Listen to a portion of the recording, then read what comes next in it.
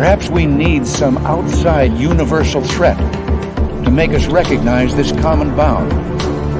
I occasionally think how quickly our differences worldwide would vanish if we were facing an alien threat from outside this world.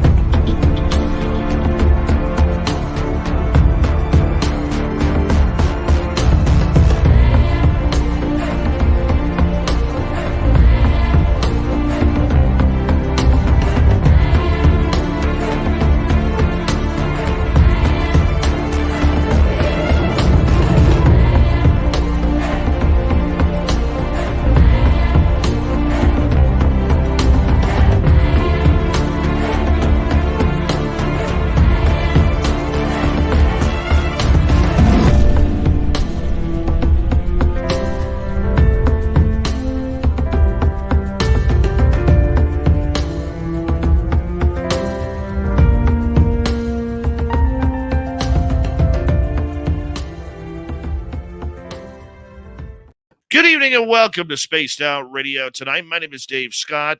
Very much appreciate you tuning us on in as Science Bob and his science overalls, are here hanging out with us. We're going to get into a lot of UFO stuff tonight. Thank you all for joining in as we have Race Fan in the gold medal position and B with the silver. Luscious Jewels taking home the bronze medal tonight. Hi there, Robert Lamoth and Lightwalkers. Michael Morris, how are you? Karyn in the Woo Train, Chris 716. Hi, James Hornan, Lee the Bee. Forrest Louie is here. Forrest Louie will be signing autographs after the show. Line up to the left of the studio if you don't mind. To the left of the studio. Deer Slayer, how are you? Sandy B, Skip to Malou. Eternity Eternal, how are you? Jessica Davenport, thank you for joining us. Hi, Jimmy Gonzalez at Brown Dwarf. Kathleen Hughes, how are you? Kathleen will be signing autographs after the show as well. Line up to the right of the studio, if you don't mind. To the right of the studio. Digger Dog, Ruth Kleber, how are you? Mama Catherine, I love you, my dear. Hope you're doing well. Flat Six, thanks for coming on in. Hi there, Nick Adkins and Jennifer Patterson. Good to see you. Linda Thompson, good to see you. Jennifer Patterson, thanks for coming on in. Hello there, Bobbert. Linda, thank you for kicking off the super chat tonight. Very much appreciate your continued love and support of Spaced Out Radio. So thank you very, very much. Moving on down. Marmaduke, what's happened in 1971, Marmaduke? Belletti, my man, thank you for joining us. Tim Mothman and Tim Mothman's Goatee, two separate entities. Thank you for joining us. Hi, Paul Demon. What's happening? Gizmo, thanks for coming on in. Kurt M. And who else is here? Wild Berry, good to see you. And Thomas Rock. Vapid Engage, welcome to SOR chat. Hi there, Kurt M. and Guy Calgary. Moving on down, we have Paula Fost. Thank you for coming on in. And who else is here? Scrolling on down. Jeff Perry, what's happening? There we go. Science Bob, thank you. Yeah, he's telling all of you to show up in Reno in May. Jeremy Jones, how are you? Good to see you. And Scanman, thanks for coming on in. Hi there, Dragonfly, Alien Critter, good to see you both. And who else is here? The lovely Heather McIntyre. What is happening? Happy Valentine's to you. Political Foolishness, Candy Wolf, thanks for coming on in. Hi there, Mark Sanchez. And Lex Diaz, good to see you. Noble Patrick and purple-haired Pixie Lara, good to have you here. Jeff Steve Garvey, he'll hit a home run for you. Hatchet Boys, welcome back. Abe FX, welcome back, or welcome to SOR chat. Mennonite, make that Marty Burback, thank you for coming on in. And Chris.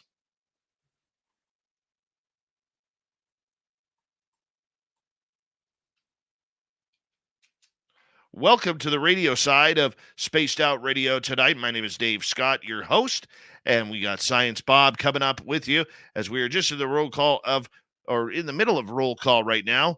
Teen, how are you, Christine? And JSCO, thank you for coming on in.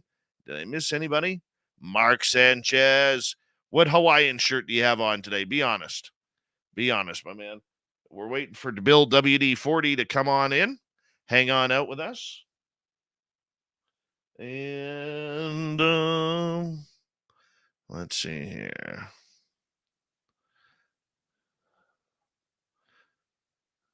Bobbert, we got 25 seconds. I'm going to take a drink of water here, guys. Just bear with me.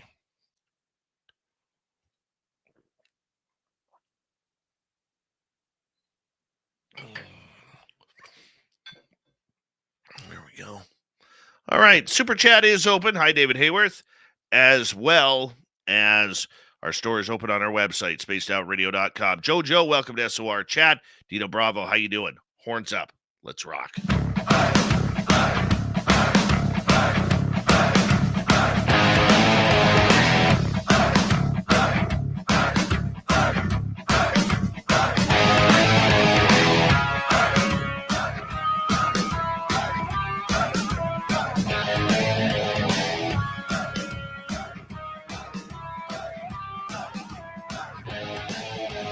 From the mountains of central British Columbia to you listening around the world, this, my friends, is Spaced Out Radio. I am your host, Dave Scott, sitting in the captain's chair of SOR headquarters.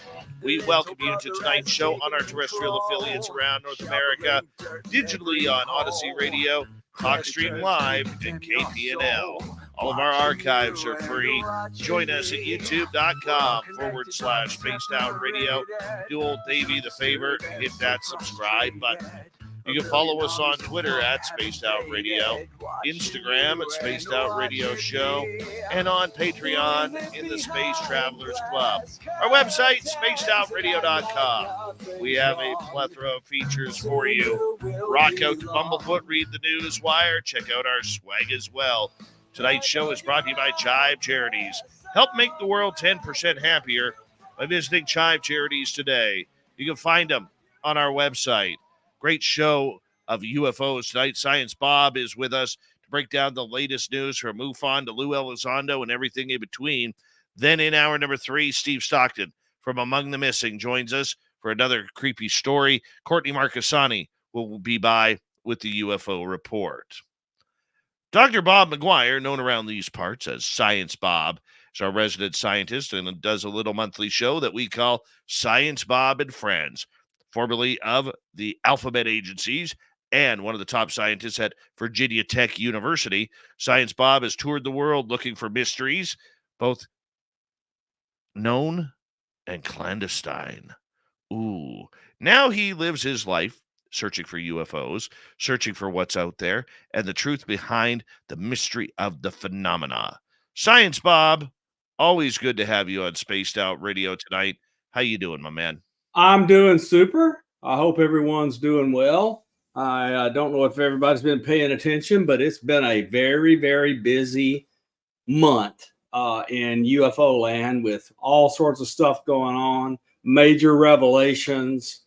Saw Foundation just released all of its videos, and there's some shocking stuff in there. Well, let's get right to it because we have a number of topics to get to here. You wanted to start off. Let's start off with a big right hook here for a second, and let's get right to Lou Elizondo. Oh, what a bunch of! I'm sick to death of people trying to screw Lou. There is a story where somebody had taken a video that Lou was in and had chopped it up and edited it with a pretty good tool, not quite good enough to tell it wasn't edited if you had any capabilities. And basically it said, the aliens are coming to see us and the government knows it. And of course it was all crap. Lou never said that. It's just, look, if anybody thinks people who are doing disclosure and working on it, whether it's you and me, Dave, or anybody else is not being noticed and attacked by whoever's doing the attacking, it's cuckoo. And you've got everybody from like the worst people who might be from a lousy, crappy newspaper and names start with green, up to people who do good things for the community, but go backhand to things like, look what some people might be saying about stuff like Lou. It's just Colonel Nell and all of that. It's just craziness is going on UFO Twitter. And it's there's not enough new information coming from really good sources to occupy the trolls who are feeding. Okay, so the idea though that Lou has been kind of silent, he's gone media silent through late last or mid to late last year, right through this year so far. He's stepped right out of the media spotlight. Yet we're still talking about him, Bob. Well, that's because everybody and their brother knows that he has been nonstop wording on getting DOPSR approval for the content of his upcoming book, and he's working on it nonstop. Okay, and I heard there might be a movie coming out as well about him as well. I don't doubt it.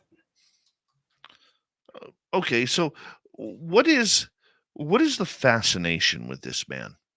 I mean, yes, he's the one who helped really expose it. He was really the face of the franchise for about 4 or 5 years. What of any of this would not have happened had Lou Elizondo not been willing to resign his job and come out with Chris Mellon and feed all these stories to Ralph and Leslie? Lou Elizondo was the bombshell, was the ringing of the bell that vibrated for years. And so they're after him. They want to make him pay. Who wants to make him pay? The current owners of the legacy programs that started by the Manhattan Project secrecy at the end of World War II. Okay. So in regards to him, what's the latest news that's got you all fired up? I'm tired of people like Lou and being attacked. And there is some true nastiness. So a lot of people have managed to kind of keep their nastiness at a moderate level, but a bunch of them feeling and seeing and hearing that stuff is really about to start pouring out. They are really ramping up the hatred, and people are being doxxed. People are had hate thrown at them. Friends of mine on occasion get so worried they remove their presence from all social media, and then we have to beg them and talk to them and coming back. I mean, it's just, I'm tired of all of it. There seems to be a faction out there that, actually 2 different factions out there. That one that is very, very anti-government or anti-ufology, and one that is very pro-ufology. And there seems to be battle lines drawn on social media places like X or Twitter, whatever you want to call it.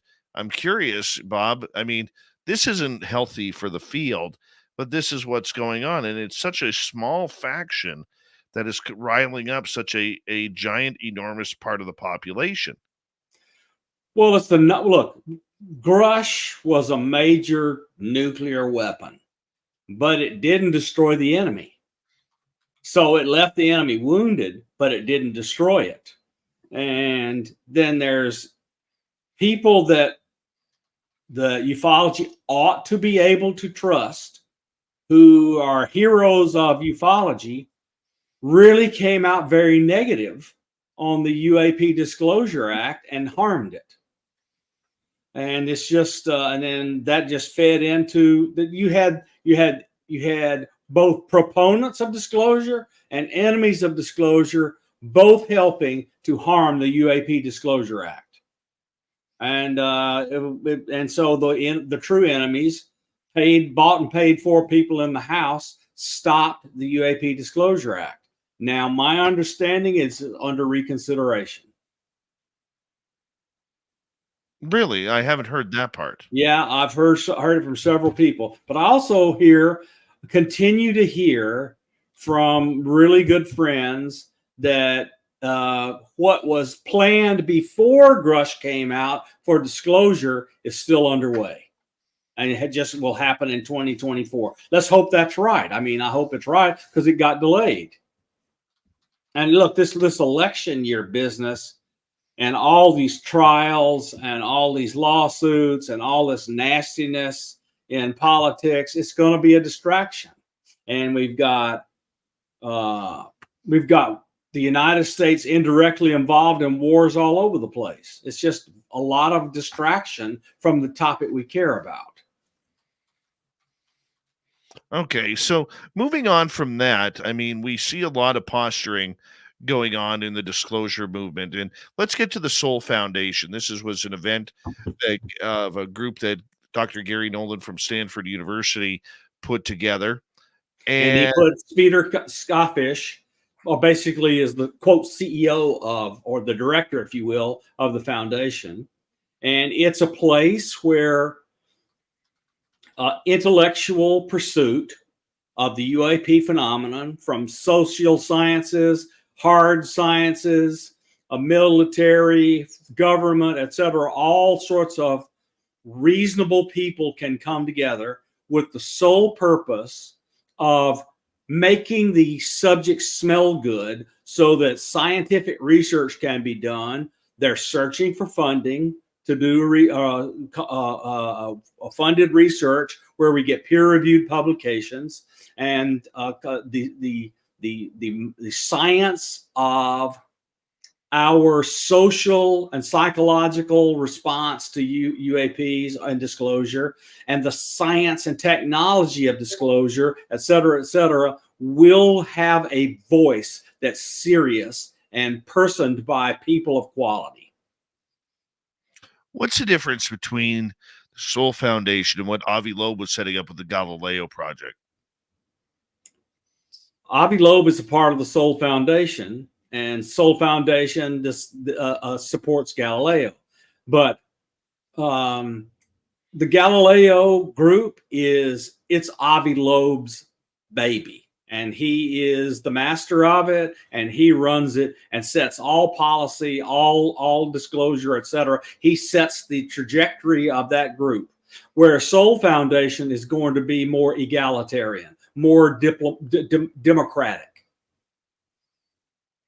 Okay, yet it's the same people, every different group, same people. And there are a collection of about 50 or 60 really high quality people. Most of the people that are like prominent in Soul are advisors to Galileo, because it's Avi and his research group and his students that are doing all the work. I mean, at Soul Foundation, Avi showed us their first ground station. It's, I mean, if you looked at UFO DAP or at Sky 360, you can see a lot of the stuff that's in Avi Loeb's material, except he has really high-end equipment. And that ground station in version 1 cost $500,000, where UFO DAP is like $3,000, and Sky 360 is under $2,000. So it's just the everyday person's approach all the way up to the serious scientist approach, because the serious scientist approach has got to have absolute ironclad quality in data, timestamp on every piece of data, parentage of every bit of data, and so et cetera, and freely distributed among scientists that support the Galileo project. So Avi's just doing it very, very seriously, but it's going to be very expensive. It's $500,000 to $1 million per site. Oh, I get that and appreciate that. But for me, and maybe I'm just pointing this out, Bob, and I could be completely wrong, so please correct me if I am. For me, I find it extremely curious as to why everybody from the same groups goes into everybody else's group that's in their groups, and nothing is different. No, that's not true. They're not all the same. Galileo is extremely different from the Soul Foundation. The Galileo project is housed at Harvard. It will be run by Avi Loeb, and he is the director, and what he says goes. The Soul Foundation is going to have a board of advisors and other people. like you and I can go out there and put in a proposal to do a project under the auspices of the Soul Foundation. Sorry, not buying it. Not buying it. And maybe that's because I don't understand how science works. I'm the furthest thing from a scientist. And but what I see is I see grifting. And I'm not saying grifting for money, even though money is playing a major part here. Well, we don't have a choice. If you're going to do research or serious technology, money is required. I understand that. What I'm saying is Bob, if I'm putting a hockey team together, I'm not going to use the same hockey players as the New York Rangers or the Toronto Maple Leafs. I'm going to draft my own team. Right? And yet all of these groups in ufology, and I don't know, I can only comment on ufology. Okay? But all of these groups in ufology continue to use the exact same people in every single group. Well, right now, what you've seen is the ones that got exposure. There were 100 to 150 people at the Soul Foundation, and they served various levels of interest, from publicity to their writers to their whatever, podcasters, their scientists, etc. I mean, Russell Targ sat in the front row right next to Kevin Knuth. And so, I mean, there's all sorts of people that got to speak and all sorts of people that are important to this field that didn't get to speak. No, I understand that. And I'm looking at this in layman's terms for us average people who don't understand how the scientific community works. Okay. But for me, it's just, I cannot wrap my head around that. Okay, Avi Loeb is in this group. Avi Loeb is in that group. He's over here. He's over there. That's just the way it's done. Everybody goes to everybody else's conferences. Everybody supports everybody else's work emotionally or personally to the extent they can, and they promote each other. It's just the nature of the business. They all go to each other's conferences. Thank you. I appreciate that. And Scanman makes a comment here. It is common for scientists and physicians to belong to multiple organizations. And I can understand that, but I guess to me that looks like collusion. It's not, because of especially with the Soul Foundation and Avi Loeb's Galileo and its papers, because objective peer review by people who are not involved in the research or the foundations or supporting organizations will evaluate the science and try to reproduce it. So it's very, very different than people, buddies getting together and colluding, because you have objectivity from the get-go. Okay. That just let me add really quickly. Since 2022, I have, and reading a bit before, but from 2022 onward, at SCU onward, Gary Nolan is an amazing polymath. He is amazing.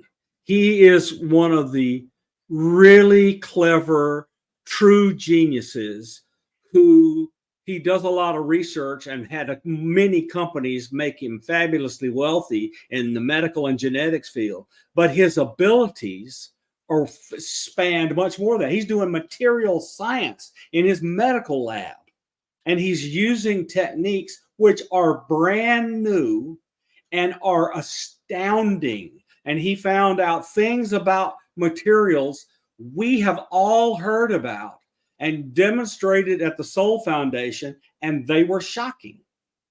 He says ironclad proof that some of these things we've all doubted are actually weird. Scientific, verifiable proof. Like the Ubatuba in Brazil. That stuff was manufactured biotechnology years before we would even dream of being able to do stuff like that. And some of the other materials he's looked at, whoever is who is manipulating these pieces down to the atomic, they're laying out layers of atoms and some impurities that are also needed for specific purposes down to the atomic level. They're literally manipulating. They are manipulating which isotope of oxygen lays next to the other isotope of oxygen. We do not even know how to do that. And somebody is doing it, and no one can prove it. That's amazing. This is really, and much of the negativity about the people that are in the Soul Foundation is the secret keepers not wanting all of that technology to be talked about in open circles.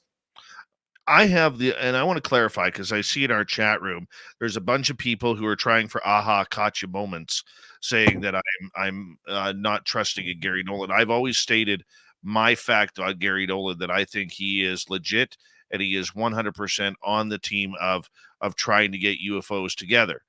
The question that I have is in regards to these foundations. Something that caught my eye was that all of these groups seem to have the exact same people. It's like paranormal television. It's the exact same people investigating the exact same places every season, just under a different name. But you always go for the top you can get. So some of the top people will be in everything. Absolutely. But that's why I bring it up to you, Bob, because there's a lot of people out there who don't understand how the scientific community works, like myself. Okay. So that's why I'm bringing it up. I went to both mathematics, physics, and engineering meetings and computer science meetings multiple times a year. All the time I worked in government and was at a university, and it was always the same 20 or 30 people showed up everywhere I went. It was just the nature of the beast. I do question, though, some of the people that were invited to this private event, not to speak, but to watch. Okay, when we have fake scientists who have been called out prior, you have history with that person. Yep. And, okay, when you have people from everybody, fake experiencers and fake scientists who got tossed out. Exactly. When you have the head of Enigma Labs covering her name, even though the entire world knows her name, but trying to play the secret Enigma game, that doesn't look good. Why are they there? Okay. A UFO reporting data site at a Soul Foundation? Well, except they clearly have a very important role in and around Arrow. And the thing that bothers me most about Enigma is I can't find. Enigma does not have a contract in the federal biz ops to do that work for Arrow. So what does that tell me? That tells me that they are riding on someone else's contract as a subcontractor to bury their avenue of entry into working for Arrow. So there's a lot of stuff about Enigma that I don't know. For example, I'm not running their app. I'm not sending them any data. Though already, I get actionable data every single day. They're never getting any of it because I don't know who owns them, who controls them, and where my data will go. I am taking credit for one thing, though. I am, for Larry McGwier, the Canadian politician. Yeah, you are directly responsible for that guy being. I am. I'm going to brag about that a little bit. I don't really pat my own back every often, but he wouldn't be speaking there if it wasn't for me and the connections that. Absolutely true. You know, but Science Bob, we're going to continue right after this. And when we come back, we're going to get into MUFON. There's some strange updates going on there about the hack that they went through last week. Well, it's still continuing. We got an update for you. We'll get Science Bob's opinion right after this. Stay tuned.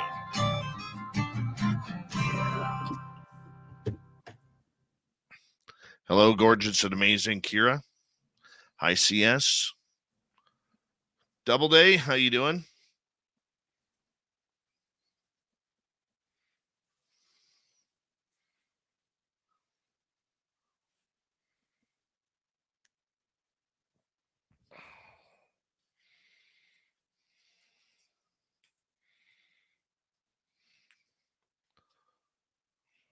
Hello, attorney to the EBEs.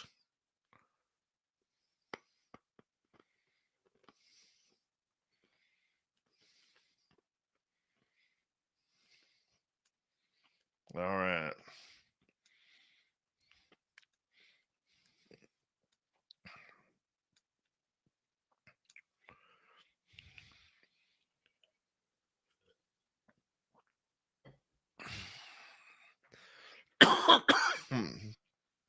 Moon at Noon, how you doing? Welcome to SOR. Hot Liquid Magma. Beautiful name. Ranks up there with Dry Toast.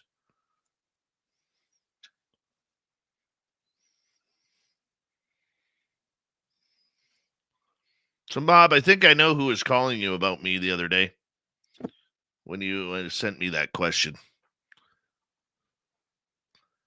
Yeah, I know what it's about. They contacted me too. If it's the Yeah, same. I know they did. Yeah. Nothing to worry about. Except it may not have been the same individual because the individual contacting me was official and I knew their name. I love it. I do. And there are just some things we need to be extremely careful about if we want to win this game. Oh, I hear you.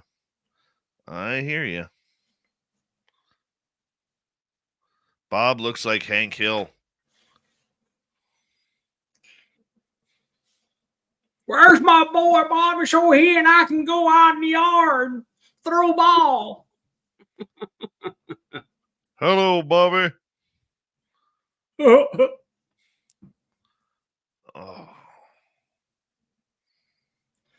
You never get me out of my overalls. I am not feeling good.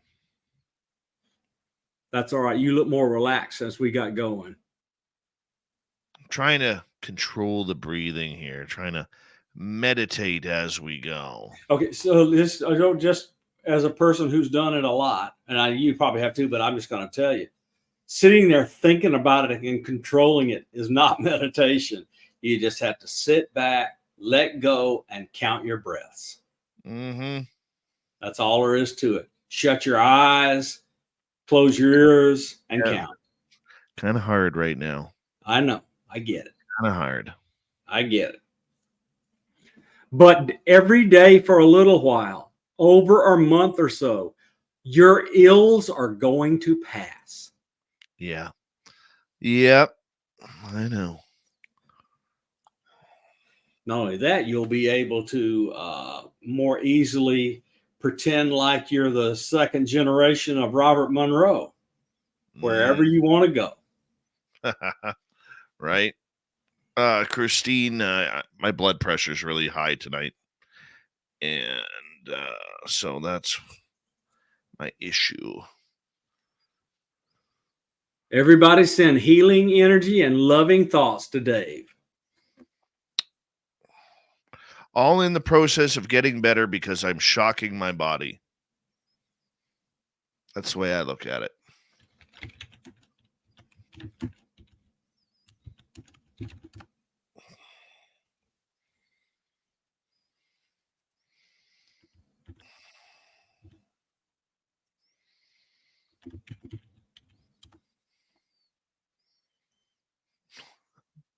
Go smoke a big fatty. Take a shot of whiskey. I love you, ladies. Exactly. Get a big old doobie, about the size of a cigar, and go until you're passed out. Oh, I hear you. Thank you again. Jeff Steve Garvey with a double tap on the super chats. Thank you to Mama Catherine and Jennifer and Gizmo and Patrick and Bob and Linda. Love you guys. Thank you. I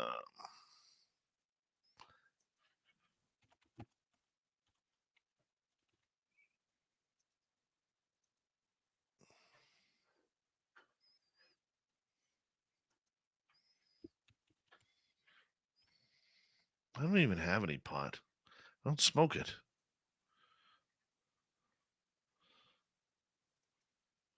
Oh, well, here we go, everybody.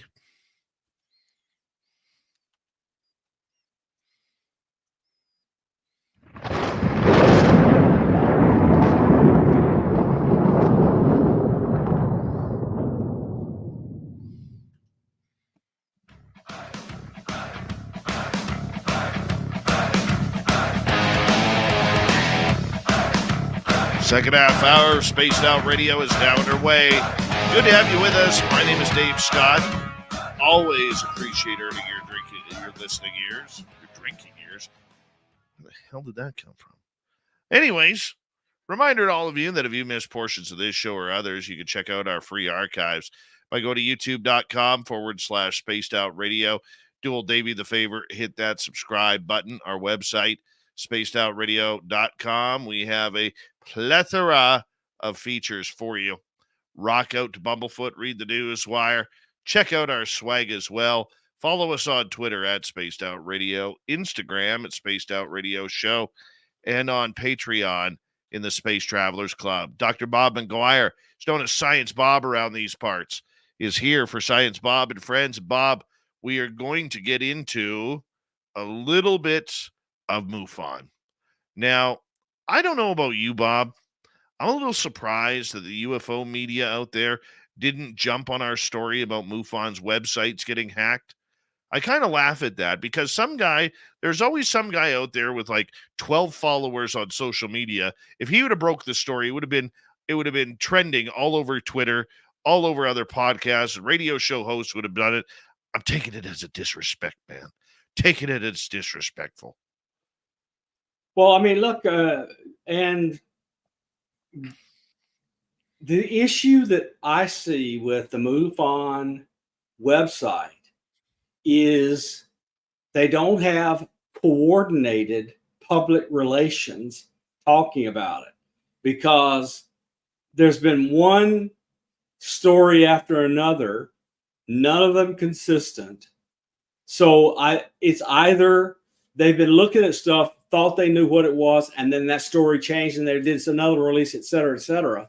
But an official MUFON release came out today, and it has about exactly zero information in it. We got hacked. That's all you got. The good news is the CMS seems to be hit. We aren't very sure regarding whether or not the database has been compromised or not. Now, there was a letter. I have sources who have provided me a letter that MUFON had put out on an update. It says, headquarters would like to assure all members that your memberships and all of your information is safe. The cyber attack mentioned was not to our membership database, our website, or to our MUFON use site. This was isolated to our reporting site, CMS, which was knocked offline. We will open up our reporting site once the investigation is done, and we are given the go-ahead. Thank you for your patience. Now, it's funny because, as I was saying to somebody within MUFON the other day, MUFON has a real issue of, if we don't talk about it, it never happened. It's that old school thought, the way my parents brought me up, that, if David doesn't know it, then it never happened. We don't need to talk about it. Your parents were probably the same way, Bob. No, actually they weren't. But anyway. But you know what I'm getting at. Yeah, I do. And I don't understand why the secrecy. Like, if we wouldn't have broke that story, nobody would know about it. Sure, there would be rumors, but nobody would really go and know about it. Why not just come out and say, hey, we're having this trouble? Well, first of all, it looks like insufficient security work has been done on the cyber side, and it can look like it's been mismanaged, and so forth and so on. So organizations that can cover up it happening want to cover it up, because they're having to now deal with all sorts of negative publicity. And if there is not a checksummed backup someplace, I would never trust the database again. There needs to be a backup that there's a known hash for, so that when it's brought up, they check the hash, make sure the hash is not changed, because that is impossible to tamper with and not know it's been tampered with. Okay, so they need to take a hash checked copy of the database and put it up. But they don't need to do that until they understand what happened. But I can tell you, I could pretty much guess what happened, since that's an all web-based interface. Probably one of the fields that you fill in doesn't have the necessary checks that the data being entered into a box is allowed data. So somebody could say, put a 2,000 character pile of junk in the one that says, what's your last name? That's called a buffer overrun.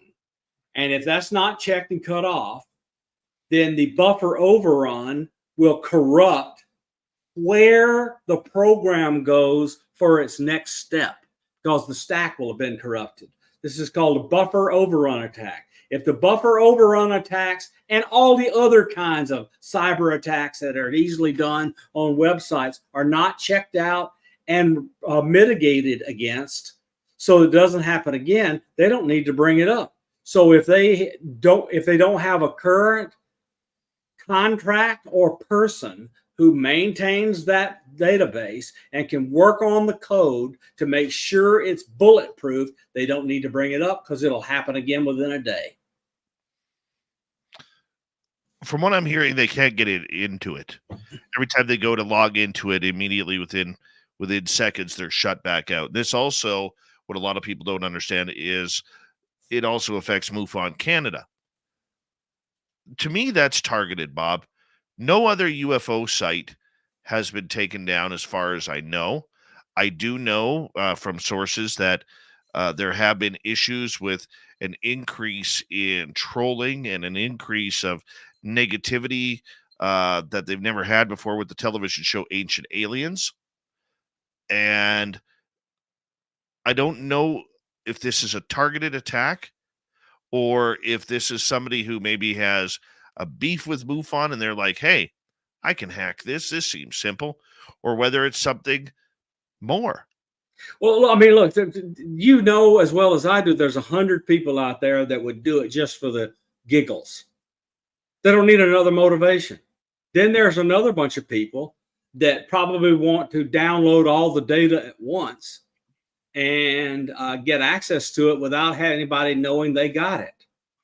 And you just don't have, it could be any and all of these things. So we don't know what kind of security measurements, security checking, security measures, data checking, what kind of logging they have. Do they log every entry that interacts with the website so that they can go back and do forensics on it? We don't know the details, and they're not telling us. What do you think happened?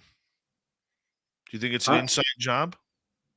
I don't think it's an inside job. I think it's an outside job done by talented hackers. But it does appear to me they have corrupted the code so that it can't restart. That's not good. Now look, there could be a corruption on the code that's on the disk drive that operates the thing. Well, replace it and see if it comes up and runs. Or surely there's a backup of the system from a month or 2 months ago they could bring up and the thing would run. You know, it just is all a little bit, wee bit suspicious. They need if they do not have all of their system and all of their data from a month ago when things were fine backed up so they can just take that and bring it forward and bring it up again on a totally different computer, MUFON has not done its job. It has failed us all. Gotcha. Okay. So, with that being said, where does MUFON go from here?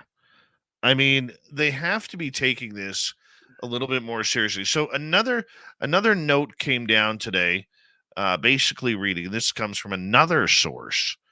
It says, anymore, it seems that every day we hear of cyber attacks on major institutions around the world, banks, credit bureaus, libraries, department stores, and more. Last week, MUFON was the victim of such an attack. Our CMS system was knocked offline. This attack was of a high-level technological skill and points out the importance of MUFON and the work we do in the status of the world leader in UFO UAP research and investigations, that some person, group, or company would go to that much effort to try and stop us. It is also important to note that this, as well as any past crisis, resulted in a tremendous amount of outpouring of help and assistance which came from our membership. Once again, our members stood up in support of MUFON and its goals and ideals. Forensic investigations are currently being conducted, which has delayed our ability to reopen the system. We expect to be back in service, hopefully in a matter of days. Here is where we are in the meantime. All but a tiny bit of the CMS data is intact and safe. No critical data has been compromised or lost. All sites and programs have been recovered. Our PR team is in full swing and making a difference. Restoration work is in process. Due to the nature of the forensics and investigations, there's little more that we can publish at this time. We thank each and every one of you of your loyalty and support. That was sent to the members of MUFON as well. So if they do not have a modern, current firewall system that is logging every entry into and out of that system, they should not bring it up again until they do. And if they're not making changes to the software to bulletproof it, it'll happen again in a heartbeat. And I just don't know that they have the expertise with the time to do all this to the level that's required to bulletproof it. Because that's going to be expensive. I'm just telling you, it will not be cheap to do it right. I just don't understand the secrecy. Well, you know, they don't want to advertise the vulnerability, because if people know that they had vulnerability A, the bad actors will say, oh, if they have vulnerability A and they haven't even done that, I know dadgum well they haven't fixed B, C, D, and E. We'll just hack them again on day 2. True. Now, normally in these situations, when it comes to groups like this or companies or whatever, the FBI will investigate. I'm assuming that's going to be happening, if not already started with MUFON. Is there any chance of ever catching these types of hackers? Is there ways to track them? Absolutely, depending on whether or not they had adequate logging. But look, I'm going to tell you, look, you can come in over the dark web using Tor, using a dark web Tor-based web browser to access that thing, and it will be really hard for anything other than a nation state of very, very rich corporation to figure that out. Because they have to have the computational and internet access resources to do that kind of investigation. Do you think it could be somebody who has a valid interest in ufology? We know it's not a ransomware attack. Ransomware is this hacking company that goes in and holds your website ransom or your data ransom for you to pay. Highly illegal program on the dark web. You know, do you think that it is somebody internal who has something to do with UFOs? I don't think it's the U.S. government, but I'm wondering if it's somebody who maybe got pissed off by MUFON or what have you. That's the kind of thing the U.S. government would never do itself, because the downsides of being caught are too high. Now, if I wanted some data off there, Secret Bob that wanted the data, I wouldn't want anybody to know it was me. So I would pay a corporation that sits in a smaller country in Eastern Europe to go and get the data for me so they couldn't track it to me. Well, that's what VPNs are for, correct? Well, VPNs help, but you still need the talent. And I wouldn't want them to know the name of my talent. There are ways to do this. I mean, this is how the Republicans hacked the election in 2016 using people that are working for the Russian military security services with the help of Assange. Well, okay. So with MUFON, then how do they recover from this? They say we've got it fixed. We're bulletproofing it. Here are the steps we've taken. They can basically say what happened, and here's what the steps we've taken to mitigate this and then prevent it from happening again, and hope they're telling the truth. What else can we do? I guess it's that simple. I'm just glad, to defend MUFON. I have a lot of friends in MUFON, as do you, Bob. So do I. Lots of them. And they are good people in regards to this, who volunteer their heart and soul to try and solve some of these mysteries that people are going through, Yep. and I don't like when this happens. No, I mean, you know, and I know that a person in our chat, Linda Thompson, puts in dozens of hours a week working on cases for MUFON. We're friends with Earl Grey. We're friends with Sev Talk. These people are giving their lives to this. And so that this happens to that group that they have given their lives and regular volunteer time to support it's hurtful to me personally, because these are my friends. The corporation needs to do a better job. Yeah, and I look forward to it, and I look forward to seeing what can happen here with MUFON going forward, because I'm very happy, and I'm starting to get very much convinced that their database was not hacked, and that's a good thing. That's a very good thing. Are you surprised that other UFO groups were not taken down as well, Bob? I just think MUFON's very high profile, and NUFORC is nowhere near as high a profile. Okay, but even if there's still other groups out there, yeah, there are, and we don't know. I mean, you haven't picked up the phone and called Peter Davenport to ask him, has he been hacked? Well, I actually did. Oh, good. Yeah, I actually did. I got a hold of Michael W. Hall, who was Peter Davenport's lawyer, and I talked to him, and he was able to confirm that NUFORC had not been hacked. There was original reports out there that he was one of the ones who was attacked as well. The only ones I know right now are MUFON Canada, and not that they've been hacked, but they're starting to get majorly harassed, which is the crew from the television show Ancient Aliens.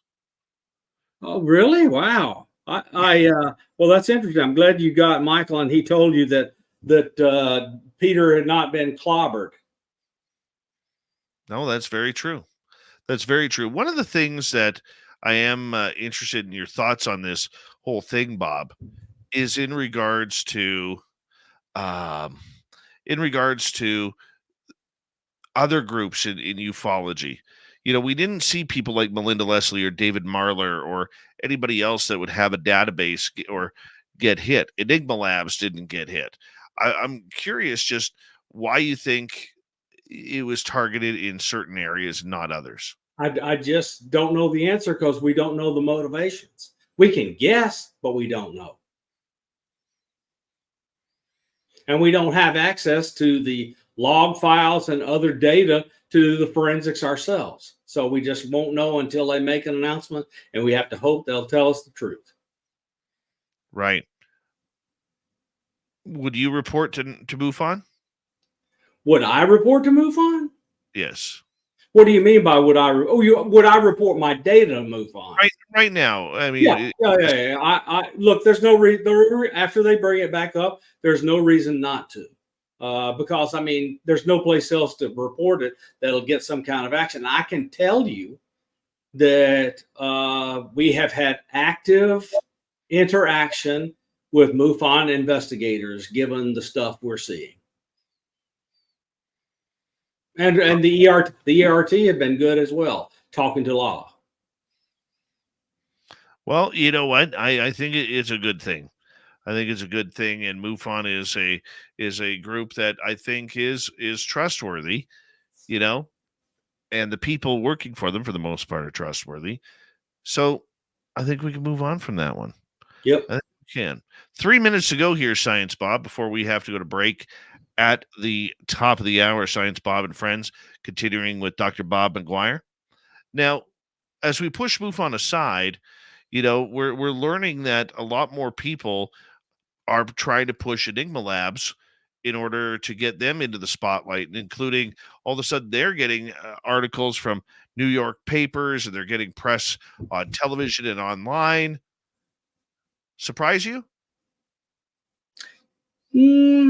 Look, there's a dearth of reasonably sounding people with some reasonable credentials to source for news stories, etc. There's not enough people, and MUFON has a fancy name and title. Okay, so let's talk about Enigma Labs here.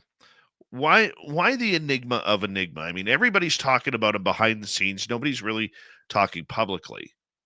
They don't want what they're doing to be known outside. I mean, they want to collect the data, but no one knows what they're going to do with the data. No one knows how personally identifiable information is going to be sequestered and protected. I'm not giving them my data. I'm just not doing it. Okay, what's the inside scoop on them right now? They had an official capacity with Arrow. I don't know the details because there's no contract that's available in the public for you to go read. Directly with the Pentagon and Arrow, or DNI and Pentagon with Arrow, a copy of the contract minus the classified portions would be available for the public to read. And it's not out there. I looked. Do you think they're trying to hide something? Yes, but I don't know what it is. Speculate.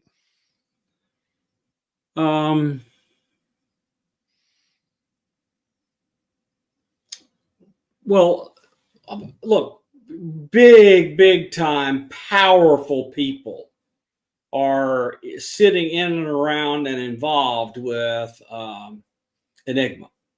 That not just Peter Thiel, but others, from people as wealthy as Peter Thiel and involved with the government. And so it's easy to figure out that if a ton of data is going to be coming in and it's going to be useful for technology, etc. development, then they want to be involved at the ground level so they get first dibs. So that's what's going on. They want first dibs on something. And the way to get that is to be there.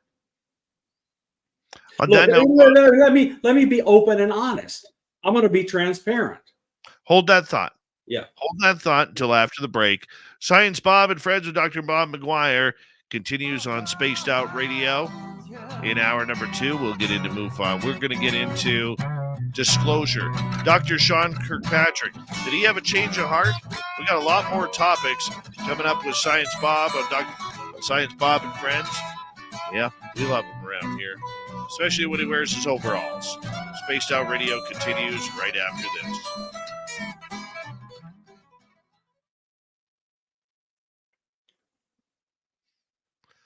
So just for the record, everybody, I canceled my passport today, and I'm having to get a new one because I can't find mine. Oh, isn't that interesting? Isn't that funny? Oh, dear. Yep. Got to get a new one. Wow. Yep. Jeeves, how are you? He's saying you sold out with the overalls, Bob. There you go, man.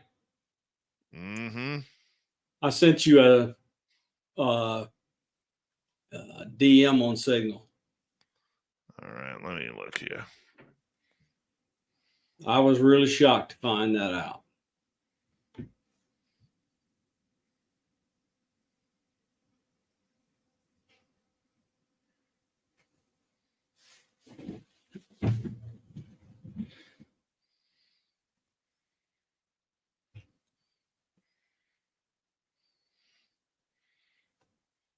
Yeah, I know that. Okay. Yeah. Yeah, I've known that for about 2 years. Well, I didn't know the intimate details until the last month or so. Yeah.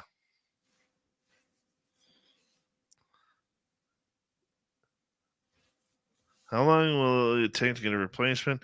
Up here, because I filed it as lost, it doesn't take as long. Well, especially if it hadn't expired yet. Yeah. I had to basically start from scratch because I let mine expire 2.5 years ago. Yes, I will. I will have my passport in a couple of weeks. It's got to Yeah, get. we can't have a party in Reno without you. Oh, don't worry. Canada has a rush system. Yeah, so do we. I mean, I could drive down to the State Department, be there at 8 o'clock in the morning, and leave at 9 o'clock with my renewed passport. Mm-hmm.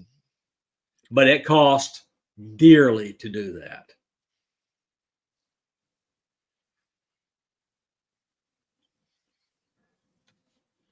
Matter of fact, it would be quicker and easier for me to go to Philadelphia and do it. But I just don't need to. I just got to go get a picture, send in my birth certificate, and get a new passport. I just got to go get new pictures tomorrow. And take a day off, and or at least part of a day off, and head out of town to service Canada.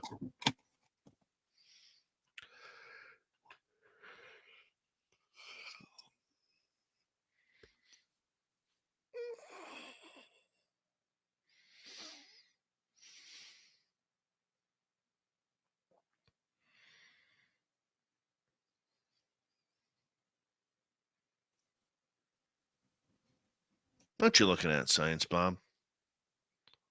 I'm talking to Lala and muting the microphone. Oh, okay.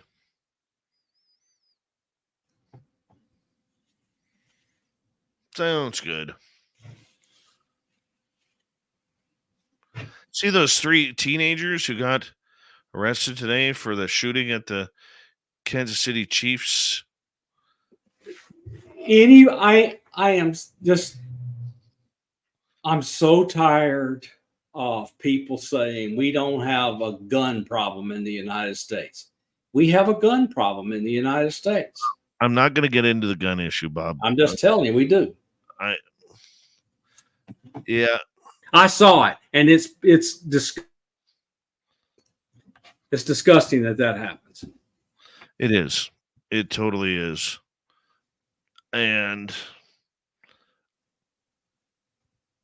like, I don't know, just getting bad.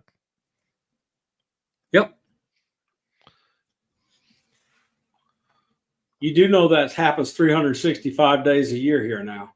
Yeah, but I'm going to say this, and I'm not going to get into the big gun debate.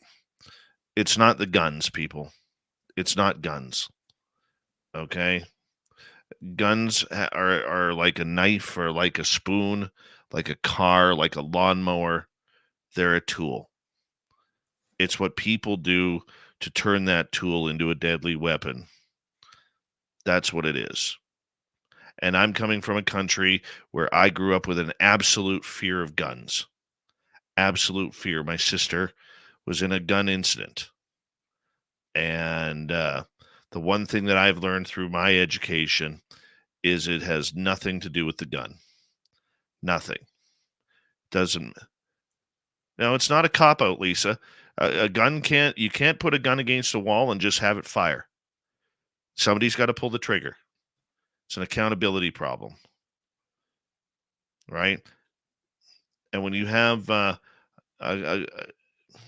these issues happening, I don't mind. And just so you know, when I go for my gun license, I have to, through Canada, it takes me, I will not see my license for 2 to 8 months.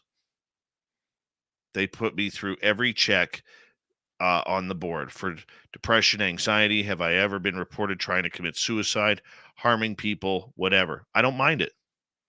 I don't mind it. Candy's easy to get. Do you blame obesity on candy? Here we go.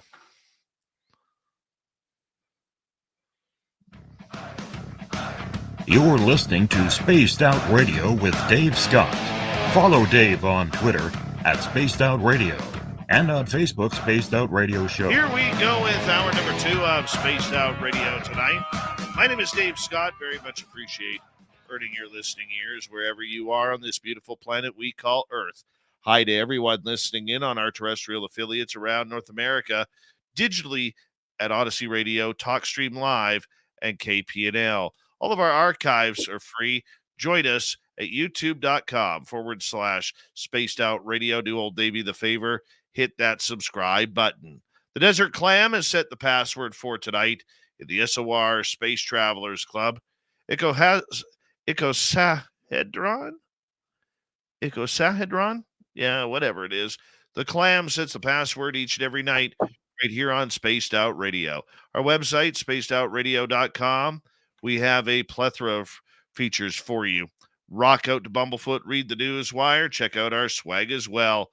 Follow us on Twitter at Spaced Out Radio, Instagram at Spaced Out Radio Show, and on Patreon in the Space Travelers Club. Science Bob is here, Dr. Bob McGwier, for the second part of Science Bob and Friends. Dr. Bob, always good to have you here, my man. And everybody needs a icosahedron hanging from their ceiling. Okay, what the hell is an icosahedron? It's a 20-sided figure. Thank you. Thank you for the clarification. Got to ask you, the Wikipedia thing, broken by Rob Heatherly and Matt Ford. Yep. You know what's coincidental is we actually had Matt Ford as a guest booked well in advice prior to that. And then that night we had him on, and that was the breaking story. What's going on there, Bob, for people who don't understand? Okay, so a group of people have taken it upon themselves, even though most of them are not subject matter experts, to control the content of Wikipedia pages, especially in areas that are paranormal, UFO, cryptid, etc. And they edit the pages to make the people who are kind of the leading lights in that stuff, they do things like remove all the awards these people have gotten, remove the references to their most important papers, make up stuff about them that's not even true. And I'll give an example. Lou Elizondo is not allowed to edit the page with his name on it. Why? Because that group has either been tasked or taken it upon themselves to do all they can to damage Lou Elizondo. And he's not the only one. So in this group of people, there are a handful of them, like a dozen of them. Dave, they don't have another job. They're doing it 7 days a week, full work day. I heard a story that Hal Puthoff on numerous occasions has tried to re-edit his. Correct. And and it keeps getting changed. Have you Correct. heard that? And if you cross them, even if it's your own page and you cross them too many times, they can get you banned from even being able to log in and edit it. They've done it to many people. That makes no sense. No, in my opinion, it's fraud and a crime. Okay, Bob, what responsibility does the owners of the Wikipedia website have for this? Well, you got to understand, it's Wikimedia, and it's a not-for-profit group that runs on gifts. It's based on gifts. They don't sell anything. So the entire operation, which is huge, is run by people donating. And but because anybody can sign up to be an editor, anybody.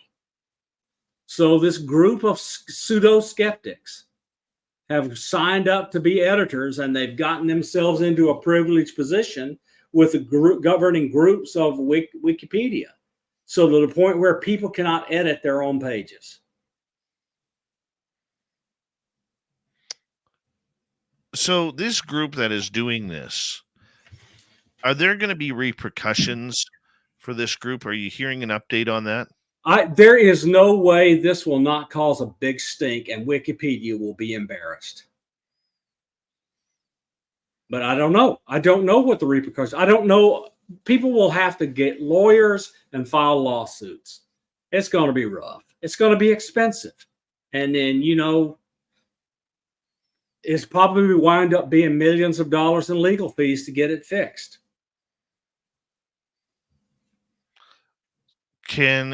Considering that Wikipedia is a 501c3 in the United States for a charitable organization, can they not be sued? Oh, they can be sued. They can be sued. And if I were really going to go after them, I would go complain. But look, the Internal Revenue Service, who manages who is 501c3 and who is not, they are grotesquely underfunded. The conservatives who hate the taxing organization have nearly destroyed IRS's ability to work. So, and until the Inflation Reduction Act was passed in the first 2 years of the Biden administration, IRS had not had a major upgrade in probably over a decade. So they're just way behind on that kind of thing. And it's a whole lot less important than other things. So it's getting that to rise to the level of the IRS taking action. So the IRS is the only federal agency that could govern whether or not they are punished. Okay. Do you see that happening? What's the No. word on the street? I don't see it happening anytime soon, because IRS has much bigger problems than whether or not the 501c3 that operates Wikipedia is doing its job right or not. They just don't have the resources or enforcement officers. Gotcha. So these idiots who are doing this can literally continue and this for as long as they want, but they could be held accountable individually, could they not? Yes, they can. But it'll have to be done by suing them, and lawyers are expensive. And lawyers might have good hearts, but they don't work from zero. It's going to be interesting to see how it plays out, Bob. Yep, I totally agree. We need one or two extremely well-heeled individuals who are being attacked this way to go after them. Well, I heard that it might be happening, and that we're real close to having that actually happen. So it's going to be interesting to see how it plays off there. Bob, we're trying to figure out this whole disclosure thing. We see Dr. Sean Kirkpatrick in an article last week regarding the fact that apparently he's having a change of heart now, that he was shuttered by his bosses at the Pentagon from actually disclosing anything to do with UFOs. Not sure if you read that article, but if you did, what's your thoughts on this article from the Sun? I have been too busy to read it. I've been too busy to read it because there's too much other stuff. Like, I'm really doing a ton of research, and I've been traveling doing engineering and university level research. So I have not read that article. So I would be loath to comment on something I haven't read. But I cannot imagine that he is happy with having been scapegoated on behalf of the Pentagon and the Director of National Intelligence to run that organization, and told he can't tell a single person the truth, especially since I think we have KB6DHR. Hello, it's M4HY. So anyway, I can't believe he's not happy that he can't walk down the street of a city in America without somebody screaming at him about being a liar about UFOs. I mean, he's been harmed personally, but of course, what stuff he's done has harmed others. I am absolutely convinced that a lot of the people who took it on faith that the Congress passing this law that protected them went in to talk to him and got persecuted afterwards. People don't understand that Kirkpatrick had Title 10 and Title 50 authorities on his last day. He could go and look into covert action intelligence and military operations. Do you hear anything about atomic energy law in that? No. So what if all of the secret keepers are operating under the Atomic Energy Act that was brought into force in 1947 and modified a couple of times since, because this 0-point energy stuff is in all of these things, and the weapons are themselves major energy producers, et cetera, right? So they've managed to hide it under the Department of Energy secrecy laws. There is no one who goes in and goes to work and gets a Q clearance that does not give away the Bill of Rights, including the First Amendment, which gives you freedom of speech. You give it up before you ever get in the door. The Atomic Energy Act is much tougher than the others, believe it or not. And there are loopholes all in it. What are those loopholes? Able to hide things, so because they wanted all these atomic secrets hidden, so people used it for all sorts of stuff. Ways to escape oversight. That's what the loopholes are.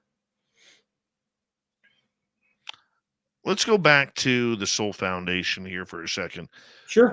People from Carl Nell to Larry McGwier to many others spoke at this event, and they finally released the videos on their YouTube channel, the Soul Foundation, which anybody can check out if you want. What were some of the highlights that you found from this research? Well, I really enjoyed hearing Gary Nolan's impassioned speech and Peter Scoffish, but they said pretty much what you thought they would say.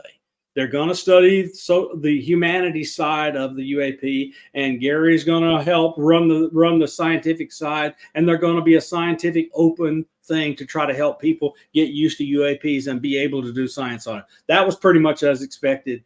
They've been very public, so I don't think I learned a whole lot from that. But then we had 18 minutes of Hal Puthoff. Oh my goodness, I don't know why I haven't heard about what was said by him before now, except it was done quite a bit differently than the other talks. He was not standing up at the lectern with a bunch of slides giving a talk. Somebody took a cell phone and videoed him in front of a group where he let out the bombshells. What are they? Hal and many others in the early 2000s or thereabouts, before all this crap got going, was called to the Northern Virginia area and told to come to a meeting at a specific place. And they were told, everybody was told, you really ought to come because this is important and you're going to regret not coming. So Hal went. And he was exposed to, like we didn't know, a goodly portion of the secrets. And told that there would be no paper, so they couldn't take it away. But what they were there for was to discuss whether or not there should be disclosure. So the first part of it was making a long list of caveats to discuss about doing disclosure. And then the organizers divided people up into groups, and each of the groups would discuss a set collection of things dealing with disclosure. And the outcome of the groups were, do we go ahead with the disclosure or do we not?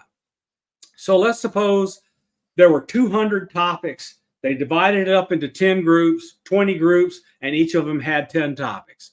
Each of the groups discussed those 10 topics for a day. They came back at the end of the day, and without exception, Dave, without exception, every one of the groups recommended not to go forward disclosure, including Hal Puthoff's. I don't think anyone had heard that story that I know of before now and been out in public with it. One thing I wanted to ask you in regards to this conference, do you think that the brain trust who is calling the shots here, like Gary Dolan, Jacques Vallée, and many others, do you think they actually have an inkling of what is going on, or is it all scientific theory right now? Oh, no. I think several of them. Well, I heard Admiral Tim Gaudet give a talk. It's others, and they know a lot of what was going on. And Tim's talk was fantastic. He was the chief meteorologist and, quote, weatherman for the Navy. So he had a weatherman working for him on every ship in the Navy while he was still an admiral. And after he retired from being a flag officer in the Navy, he became the director of NOAA, the National Oceanic and Atmosphere Administration. And he has gotten okay all the way up through the science panel in the White House and other people to map and study interesting areas in the ocean where we think UAP are. So they're going to do some mapping of the oceans, especially in interesting places. Now, the thing that has to happen that hasn't happened yet is he's got to be written into the budget so he gets funding. But he has the okay to go ahead and look at these places that are weird, like off Catalina Island with detailed, really good instruments by people, oceanographers that have the ability. But he's got to find the funding. It has to be in the budget. So that's positive, but he's gone through the entire government process of how one gets this done and has complete buy-in, so you'll have continuity and it can operate for years until we get results. So that was really good because so Tim and I talked one-on-one an inquiry into the anomalous phenomenon in New York City 3 months ago. And we found out that both of us had been science, engineering, etc. writers on the USS Hampton, which is a Los Angeles class nuclear submarine. I was 10 years before him. I can't tell anybody ever where I went or what I did. He didn't tell us what he did, but he told the audience that he went on it to the North Pole and poked through the ice at the North Pole. So both of us had been on the same submarine in our careers. So it was kind of one of those things that kind of bonds you a little bit. So we got to talking. And before the end of the conversation, what I already suspected, given that I was N for N, if I'd been on a ship N times, each of the N times, I had an incident with anomalous phenomena. I said, Tim, I just got to tell you from my perspective, given that I just went out as a writer with all these guys and I saw stuff and heard stuff, and I talked to people on these ships, and they said, oh, we get this stuff every time we go out. I think every ship in your Navy, Tim, has USOs and UAPs. And he said, yes, you're right. Who do you think, changing topics again, who do you think Tim Burchett was talking about in regards to disinformation agents? Well, he and Jeremy Corbell and George Knapp had a great big laugh, which was recorded, of them laughing that it had been Corbell who was being fooled. Burchett laughed with them because Burchett knew it wasn't them. So I don't know who it was. So I don't have a clue. Now, apparently, George and Corbell know who it is. And we'll see whether or not they get opened up. It certainly was not David Grush. Not Grush. He has 40-something witnesses and other big time important people who are telling everyone that every word he said is true.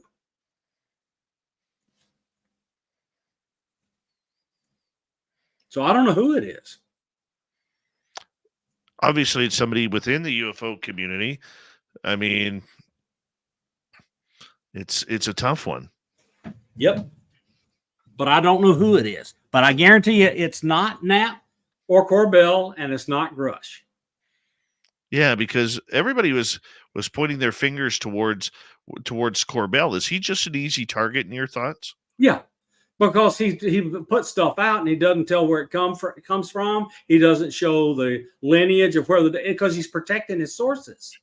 Mm-hmm. I mean, he's look, the one where he had the quote drones unquote over the top of the ships off the coast of California, that the Pentagon finally it had to admit were UAPs. They were unhappy that it got released, but these things are in every sailor's hand. Every sailor has one of these in their hand. And if they don't get it directly on these, they can record the screens where they're being shown what they're being seen. And that's happened twice with Corbell. Whoever remember the thing that went down into the water, that was somebody taking a cell phone and videoing a sensor screen, a radar screen, a night vision screen. And we saw the radar returns and we saw the night vision cameras of that thing going into the water and the things up high. So, and Susan Goff admitted what Corbell had released was real. So he's got a ton of sources and he is just adamant about protecting them. And he's got press credentials. So he's living under the First Amendment that he can't be attacked for releasing this stuff. Because he's a quote an accredited member of the press in the United States. He's going under George's umbrella. Yes, yeah, I can totally see that, and but at some point, it's going to be interesting to see if that name comes out on who Tim Burchett feels is trying to discredit the UFO world. I don't know who it is. I literally have no idea. There are a couple of prominent people in UFO land who they really do really good work, but they're also hanging on the shoulders of all these debunkers and jerks regularly. And I wonder. Well, I wonder as well. When we come back on Spaced Out Radio, more Science Bob and friends. We got Science Bob till the top of the hour before we turn it over to the UFO Report and Courtney Marcassani to kick off hour 3. Spaced Out Radio continues right after this. Stay tuned.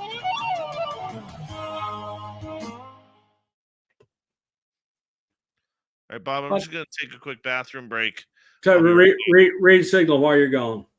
All right.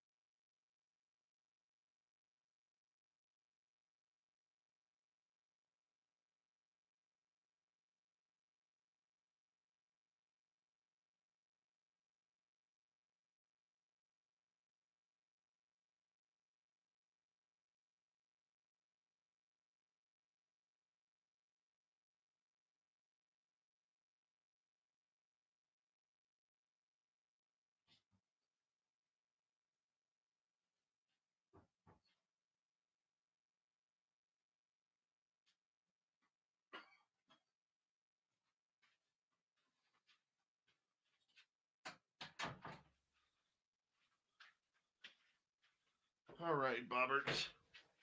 You didn't break the thing when I was gone, did you? Let's say hello to a bunch of people here. Wild Man's mom, how are you? Woo Train, good to see you. Who else has hopped in here? Rono Ukrainian Anita, how are you?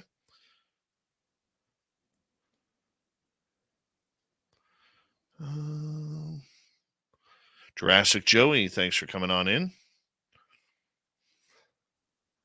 Dutch Hank, good to see you.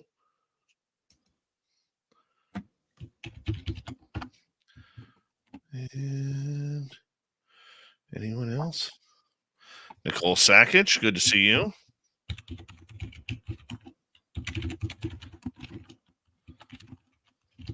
All right, scrolling on down. And thank you, Linda, Bob, Jennifer, Catherine, Patrick, Gizmo, Jeff ×2, and Pam for the awesome super chats. Hi, Shaq Valet.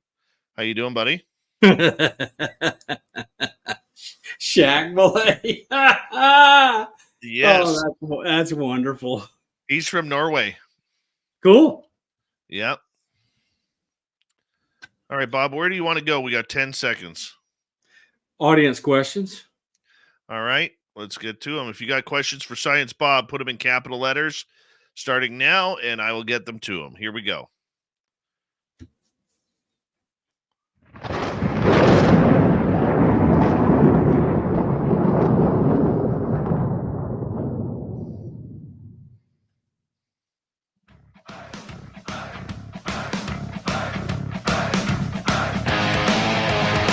We passed the halfway point of Spaced Out Radio tonight. Thank you for joining us. My name is Dave Scott. Always appreciate earning your listening ears. Reminder to all of you that if you missed portions of this show or others, check out our free archives. If I go to youtube.com/Spaced Out Radio, do me the favor, hit that subscribe button. Our website, spacedoutradio.com. We have a plethora of features for you. Rock out to Bumblefoot, read the news wire. Check out our swag as well. Follow us on Twitter at Spaced Out Radio, Instagram at Spaced Out Radio Show, and on Patreon in the Space Travelers Club.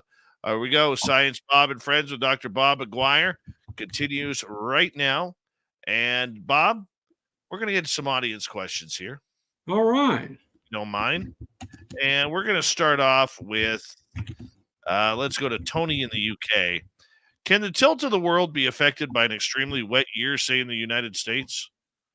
Well, the answer is yes, but the tilt is extremely tiny. Barely measurable, but the answer is yes. Like, for example, I'll give you an example.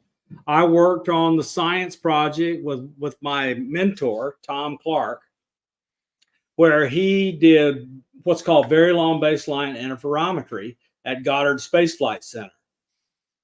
And he used radio telescope dishes all over the world, pointed them at things that were deep in the universe, and he was able to see motion of the plates on the Earth, including able to measure the changing currents that would cause El Nino. So, I mean, the answer is yes, we can see them, but it's tiny. And the change in direction and velocity is millimeters or millimeters per year. So it's minuscule, the amount of changes, but the answer is technically yes, practically you'd never know it. All right, let's continue on here. Let's go down to Paramarv. What do you know about the U.S. government's role in weather modification? I don't know of any that other than things like silver iodine crystals, heating of the upper atmosphere with radio emitters, not doing the weird stuff people claim that HAARP does, but for other reasons. But they do things to try to modify weather, especially if there's droughts. They're just are very expensive and they are not that effective so far as I know. All right. Elon Volo wants to know, what do you think of MADAR? Is it effective? It is. It's a magnetometer that if you have a unusually interesting magnetic anomaly, it sets off an alarm. And people have seen those anomalies and gone outside and seen craft. So it does work. I'm not claiming it's perfect, but it will find magnetic anomalies.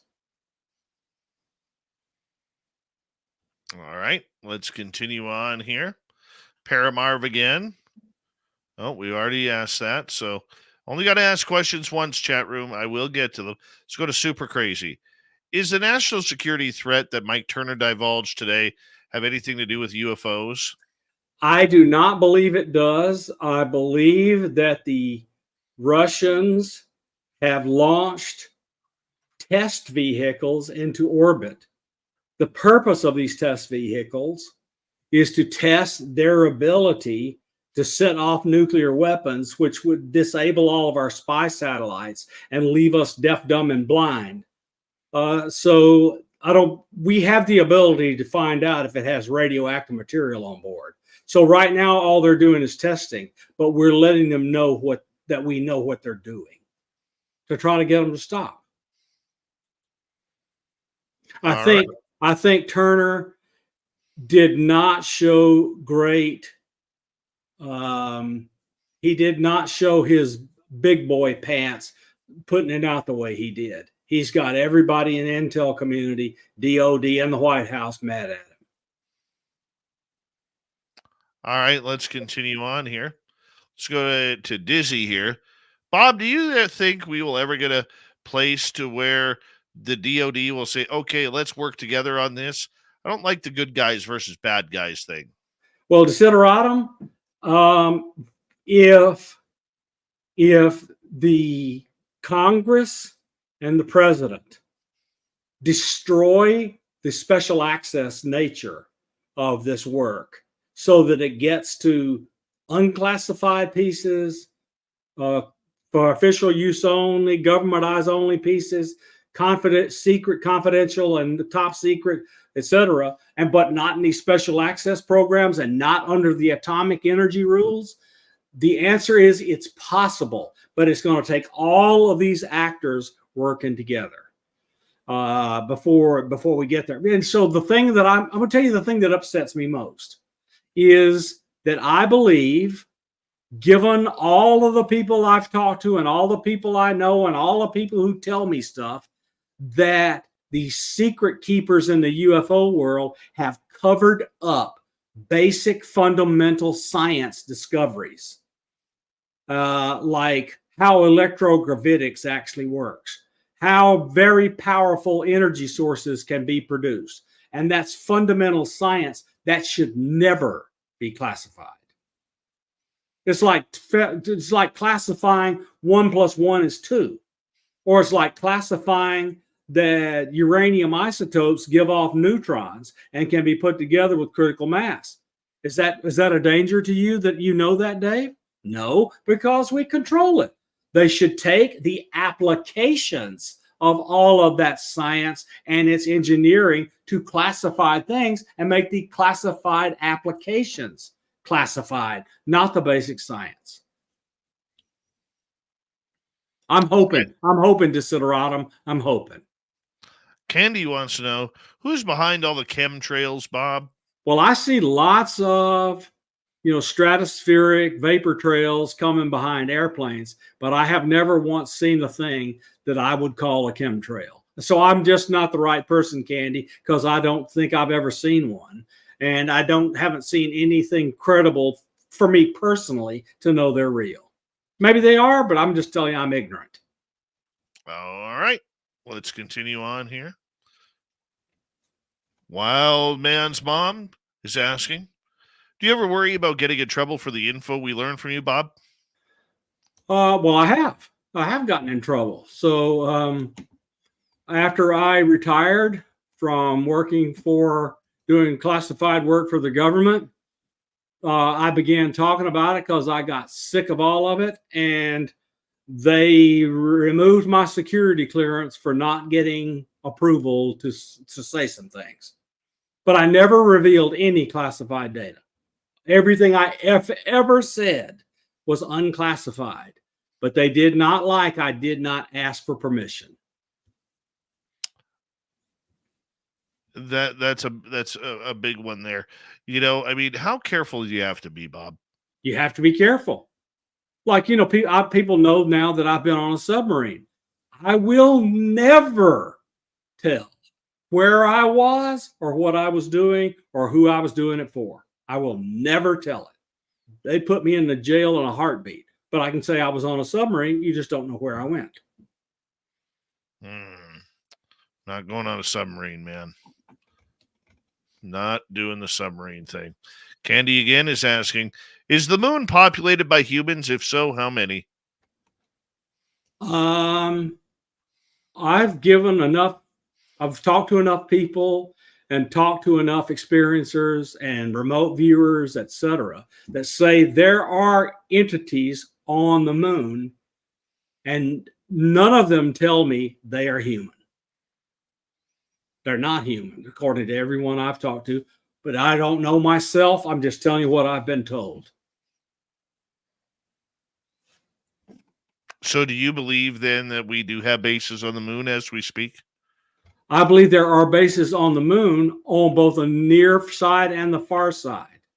And look, Hal Povenmire told Chris Bledsoe and his family that he had personally seen pictures of bases on the far side of the moon and described them. And look, you know, Povenmire was the principal investigator on one of the more famous experiments left behind by Apollo. You remember the corner reflector that people would fire a laser from the Earth and look at the laser return in a telescope and measure the round trip time and thus map out the orbital dynamics of the moon? That was Hal Povenmire's experiment. It's one of the most famous, it may be the most famous experiment done by Apollo because it still works. All right, let's move on here. Let's go over to Dizzy. Bob, do you think the DOD will work with us on this someday? No. It will be another entity that will be put in place and funded by something besides DOD. DOD will want to take the output of what is done elsewhere and use it for their applications. And that can be and should be classified, especially if it turns into defensive capabilities, intelligence gathering capabilities, or offensive capabilities. Those kind of things should be classified because we don't want our adversaries having them. Let me tell you, let's suppose we got a flying saucer and it can zip around in a heartbeat. Let's suppose Russia got one and they were mad at us. They could zip over here, drop off a nuke, and be gone in a flash of an eye and blow all of Washington, D.C. to smithereens. So we don't want that happening. So that's part of the reason they want to keep all of this secret, because the implication of all the stories we've heard about these things says that would be possible, and it would be horrible. Let's continue on here. Over on Twitch, we have Little Cam asking, do you think, Bob, the AMOC and or Gulf Stream will collapse in our lifetime? The circulator currents and the Gulf Stream are already changing velocities. And I think the Gulf Stream is approaching collapse.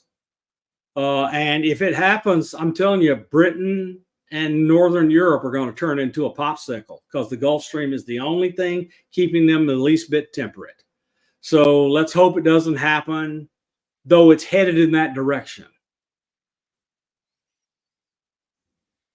Nice.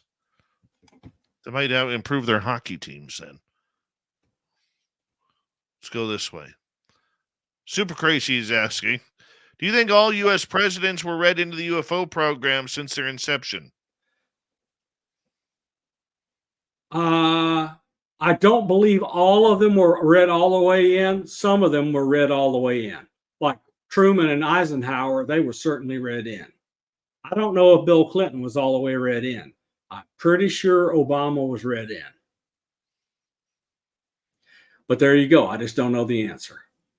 Bush Jr. was read in. He was, and I'm absolutely convinced Herbert Walker was read in. You got to remember, he was the director of the Central Intelligence Agency, and I think the person who was behind OGA. What is OGA? The group that went and did retrievals all around the world for the CIA. That is one of the biggest revelations we've had in ufology in decades, is we know the name of the entity that the government used to go outside of the United States and do crash retrievals. Okay, let's continue on, Bob. Let us go to Eli. Carl Nell stated during his presentation at Seoul that the Gang of Eight was read in when the speaker helped stop the legislation. Was it supported by other members of the Gang of Eight? First off, before you answer that, let our public know who the Gang of Eight is. Okay, the Gang of Eight is the Senate Select Committee on Intelligence and the Senate Armed Services Committee chair and ranking member, and the House Select Committee on Intelligence and the House Select Armed Services Committee chairman and ranking member. That means a Republican and Democrat from all four of those committees times two, because it's a Republican and Democrat, is 8 people. That's the Gang of Eight. And so in addition to that, you have, that's members of the Gang of Eight. In addition to that, you have the chairman, the Senate Majority Leader, and the Speaker of the House. So you probably have, so you have 8 people of that, from that group, but always including the Speaker of the House and the Senate Majority Leader. They get read into these secrets. But apparently, the legacy programs were not briefed to them. Harry Reid was really angry that he was not read into all that. All right. Let's move over to Mr. I'm Cold. Bob, can you name the sub that you were on? The USS Hampton. That was a quick answer. Woo Train is asking, Science Bob, have you heard of all the elites having bunkers built? Do you have a clue why? Yeah, they've got billions of dollars, and they can spend $20 or $30 million, get a bunker dug out in the middle of the desert after spending, $10,000 on an acre of desert, and bury it way beneath the ground, and then stock it full of stuff so they can live a few years in case the world falls apart. They're preppers. They just have a lot of money. All right, let's continue on. Let's go to Luscious Jules. Bob, are they still recruiting telepaths for communicating with others? I believe that the remote viewing / telepath stuff has been called dead many times, and it's never died. So I suspect that there are still people that are communicating using abilities. Technological and anomalous abilities. Gotcha. The government believes in remote viewing. I don't think that ever stopped, no matter how many times they've claimed they've killed it.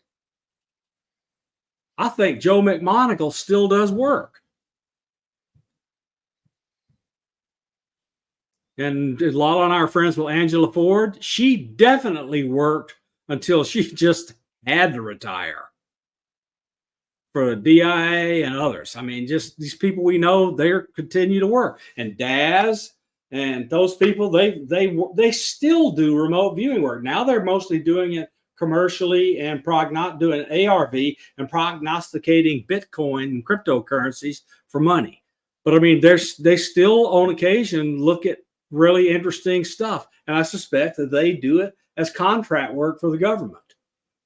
I mean, the way to do it is not have government people, employees do it, but have a contractor write you, quote, an analysis document.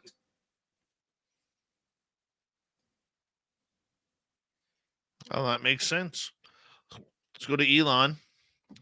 Why do you think we've let manned space flight atrophy? Because we had other things that could do the job?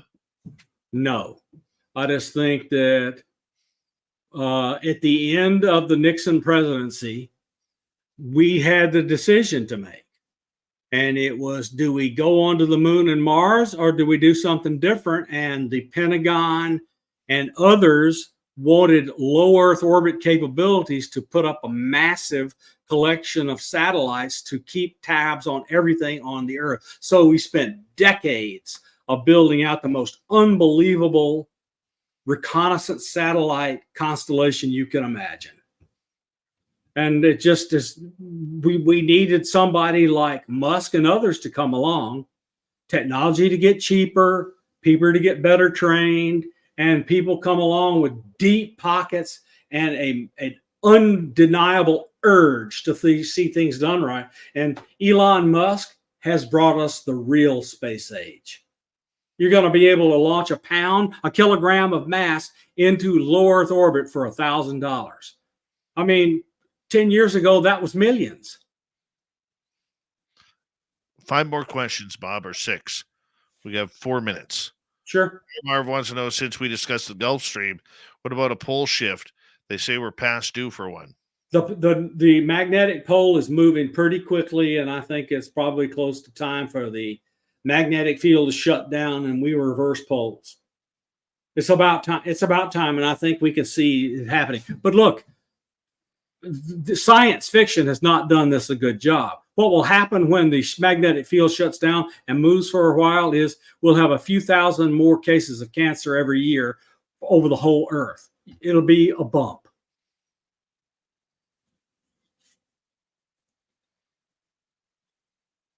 Okay, let's move on. Jules is asking, can you FOIA NOAA? Yes, but I doubt you need to. They don't have that much stuff that's completely classified. But the answer is you can FOIA any agency and entity inside the U.S. government. They may say no. Let's go to the next one. Wu Train is asking, Science Bob, your thoughts on Colonel John Alexander and his work with INSCOM? I don't know the details about his work with INSCOM, but I know John, and I find him a friendly person. He's had a really illustrious career, and he made himself quite famous operating really spookily inside Vietnam and the countries around it during the Vietnam War, and he's gone from there. And I think his most powerful and popular work for official circles has nothing to do with UFOs. It was all about his work leading the development of non-lethal weapons for the Pentagon. So I don't know the details about his work for INSCOM, but John Alexander is a legend. Scary dude, too. Marmaduke wants to know. He could frighten you. Oh, yeah. Marmaduke wants to know, who would Science Bob like to have a conversation with? Oh, that's a very good question. David Grush. I could see that. I want that one too. Christine wants to know, does anyone know how John Ramirez is doing? I know he stopped doing interviews. John's fine. He's just decided to stop doing interviews. And those of us who know how to get in touch with him, they can send him messages and he does respond. Or sometimes, just out of the blue, he messages. Oh, yeah. Like, I got 3 messages from him out of the blue when everything in the world blew up last week. Oh, you weren't the only one. No, I know. John was, when John gets excited, he lets a flood of them go. Final question from our audience tonight, Science Bob. What do you think Ronald Reagan really knew? I think he was well trusted by those who did intelligence operations in the military, and I think he knew the details of the secrets. Oh, yes. Oh, yes. I mean, I just want people to realize the utterly astounding nature of his last speech at the United Nations. And if all the reports are true, he got on Iceland and Reykjavik, and he told Gorbachev what SDI was really about, and Gorbachev said, "Okay, let's do stuff together." Science Bob, where can people find your information? You can find me on Facebook as Bob McGwier, or on Twitter, or X is Bob McGwier _N4HY. I'm easy to find. Just Google it. You'll find me. Or just yell up off the top of the mountain, Science Bob, and he will respond because he'll hear you anywhere in North America. He really will. Science Bob, thanks for coming on Spaced Out Radio. We'll talk to you next month. It was fun. Goodbye, everybody. And coming up next, Steve Stockton from Among the Missing, along with Courtney Marcassani and the UFO Report. A jam-packed hour 3 coming up next on Spaced Out Radio.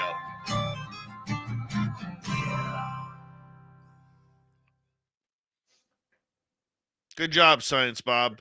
Thank you. I thought it was a good one. That was a good one. I'm sorry. All right, buddy. Sorry I was a little lethargic, buddy. Oh, that's all right. You'll get over it soon. Take care. Bye, bud. Bye. That's Science Bob, everybody. Science Bob. Should we then call Dirty Filth's cat Science Blob?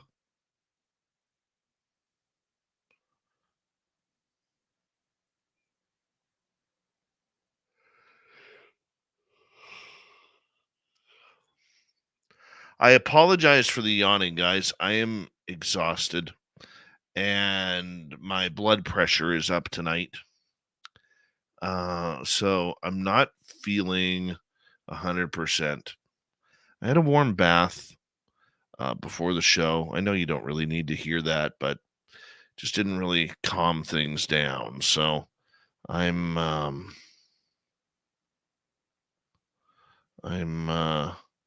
doing my best here.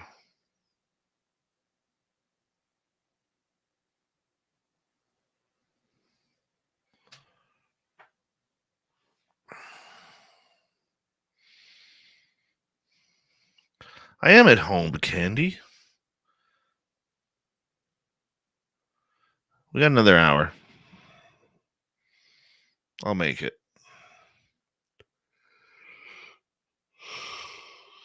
Excuse me. Just need to click the old reset button with a good sleep tonight.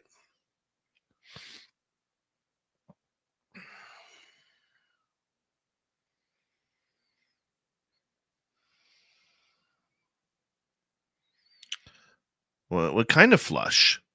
Would that be spades, clubs, hearts, or diamonds?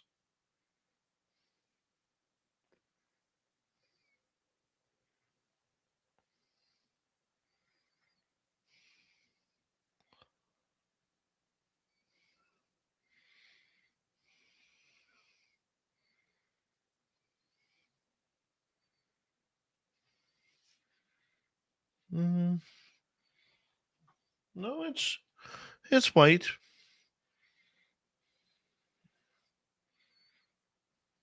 I don't feel hot. Like my skin isn't hot or anything like that.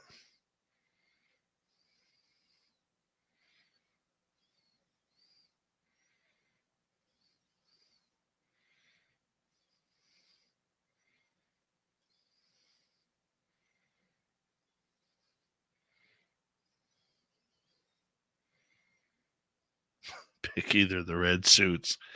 I don't know what that means, but that sounds funny. Did I get my mask? What mask?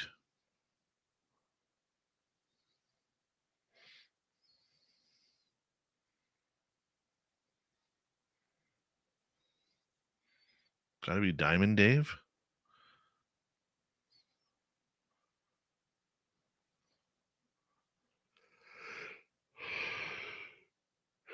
Yes, please, Tony. Oh, sleep mask. Yes, I did get that. Yeah. Throw that on the old face, pump some clear oxygen in. Humidity in there with some distilled water.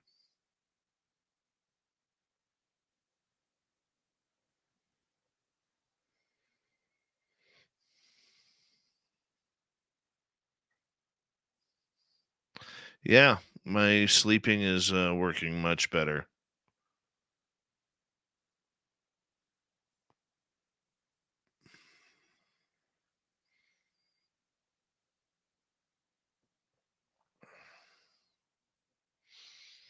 I think it's the reason why my heart is racing tonight is because I had 0 caffeine and 0 sugar today.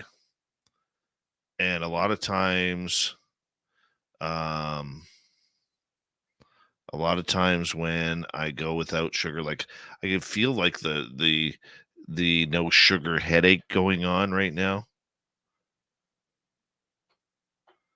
So, I'm thinking that's what it is.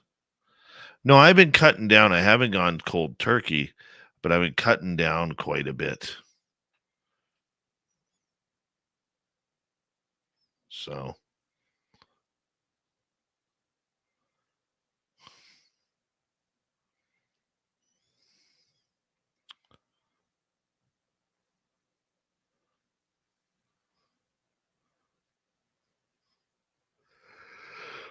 excuse me.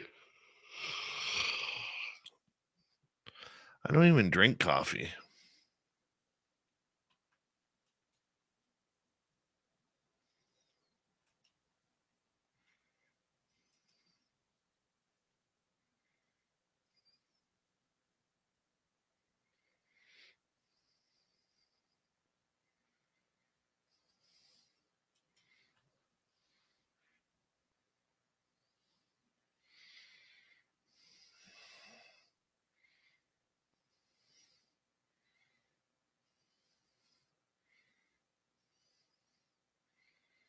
All right. We got 20 seconds. Thank you to all our super chatters. Pam, Jeff times 2, Gizmo, Patrick, Linda, Bob, Jennifer, and Catherine. Very much appreciate the love. 10 seconds, everybody.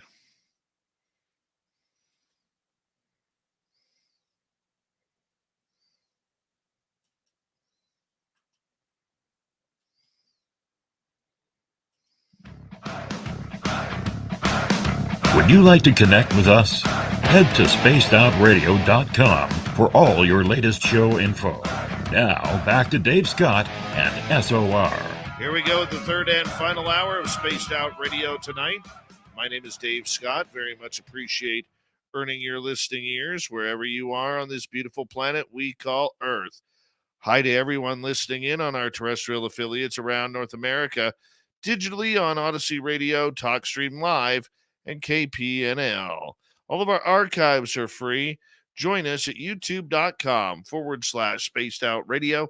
Do me the favor, hit that subscribe button. The Desert Clam has set the password for tonight in the SOR Space Travelers Club. Icosahedron. Icosahedron is your password. Apparently, it's a 20-sided thing. I don't know what the hell to call it. I'm not a mathematician. But it's a icosahedron? Whatever it might be. The Desert Clam sets a password each and every night right here on the show. Our website, spacedoutradio.com. We have a plethora of features for you. Rock out to Bumblefoot, read the news wire. Check out our swag as well. Follow us on Twitter at Spaced Out Radio, Instagram at Spaced Out Radio Show, and on Patreon in the Space Travelers Club. It is that time of the night where we say hello to Steve Stockton from Among the Missing. Hello, friends. Welcome to Among the Missing YouTube channel on Spaced Out Radio. I'm Steve Stockton, and I'm about to take you on an unbelievable journey of people just like you. Their stories and encounters will haunt us on Among the Missing.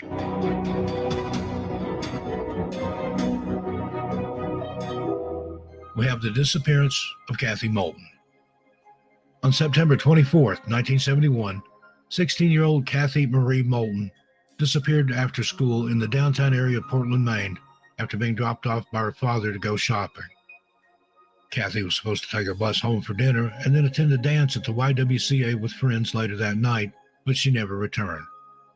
Her father, Roy, drove around the city looking for her, while her mother, Claire, called neighbors and friends to see if anyone had seen Kathy.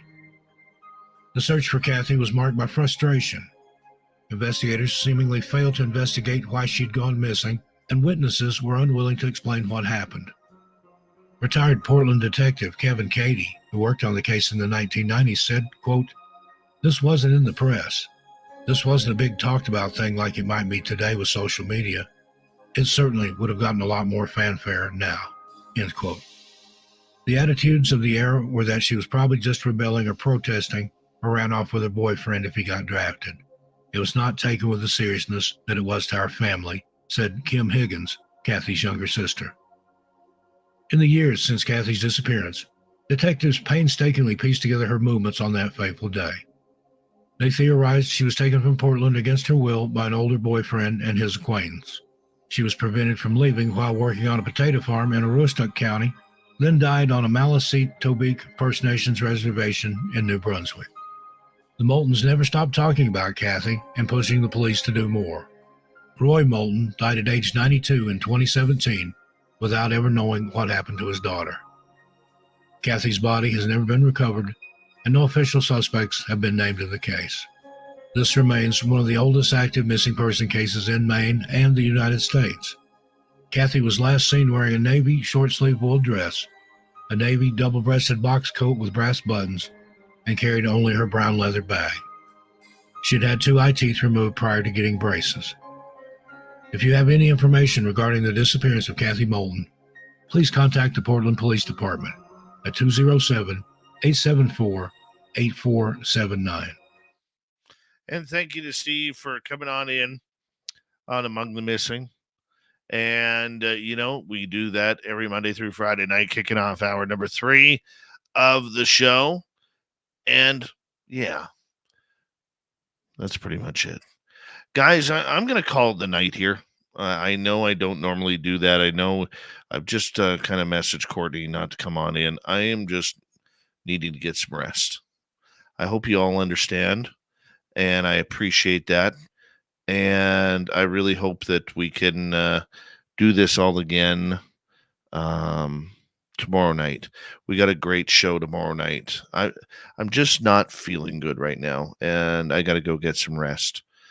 Don't worry, all things are good. Dave's not dying or anything like that. But I just need a break. Hope you don't mind. I don't feel good. I'm going to go hop in the warm shower and then go to bed.